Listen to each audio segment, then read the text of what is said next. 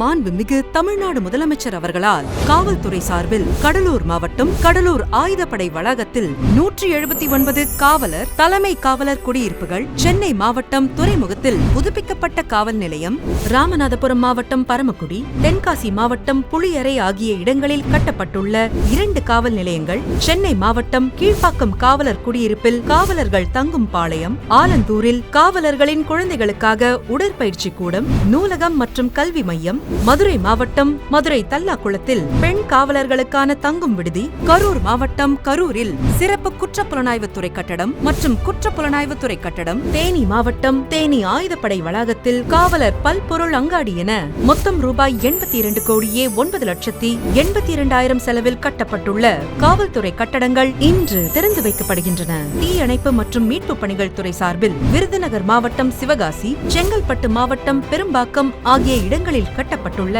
தீயணைப்பு மற்றும் மீட்பு பணியாளர்களுக்கான 73 குடியிருப்புகள், சென்னை மாவட்டம் கிண்டி மற்றும் திருவல்லிக்கேணி, திருச்சிராப்பள்ளி மாவட்டம் ஸ்ரீரங்கம் ஆகிய இடங்களில் கட்டப்பட்டுள்ள 3 தீயணைப்பு மற்றும் மீட்பு பணி நிலையங்கள் என மொத்தம் ரூபாய் 35 கோடியே 2,55,000 செலவில் கட்டப்பட்டுள்ள தீயணைப்பு மற்றும் மீட்பு பணிகள் துறை கட்டடங்கள் திறந்து வைக்கப்படுகின்றன. மேலும் தடய அறிவியல் துறை சார்பில் திருநெல்வேலி மாவட்டம் பாளையங்கோட்டையில் ரூபாய் 5 கோடியே 6 லட்சம் செலவில் கட்டப்பட்டுள்ள மரபணு பிரிவு கட்டடமும் திறந்து வைக்கப்படுகிறது. மேலும் ரூபாய் 55 கோடி மதிப்பீட்டில் கட்டப்பட உள்ள தாம்பரம் காவல் ஆணையர் அலுவலகத்திற்கு அடிக்கல் நாட்டப்படுகிறது. மேற்கண்ட பல்வேறு கட்டடங்களை திறந்து வைத்ததற்கும் புதிய அலுவலகத்திற்கான அடிக்கல் நாட்டியதற்கும் மாண்புமிகு தமிழ்நாடு முதலமைச்சர் அவர்களுக்கு நெஞ்சார்ந்த நன்றியினை தெரிவித்துக் கொள்கிறோம்.